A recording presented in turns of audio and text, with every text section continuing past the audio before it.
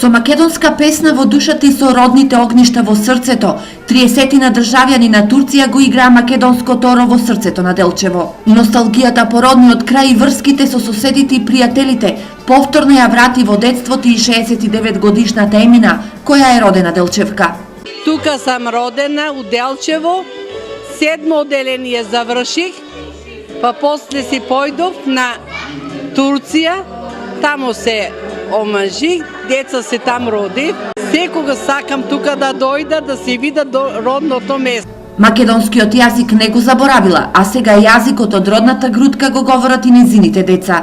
Мајка ми и бајшта ми тука са родан, татко ми, свекрува ми, се тука родан се. Да. Сакаме да дојдеме, да шетаме, да видиме. На секого ќе кажам, секој нека дојде. Това е не туристичка да се дојдат да видат секаде.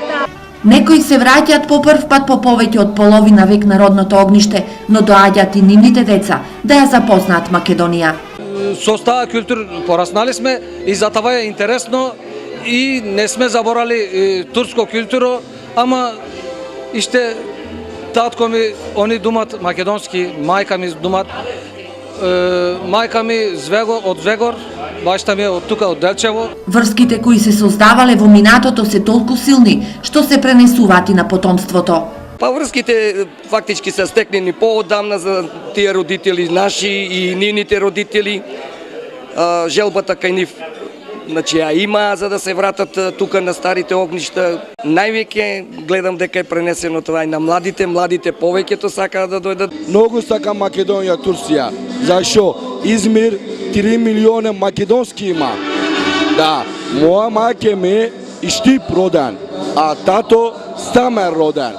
Се фамилија македонски.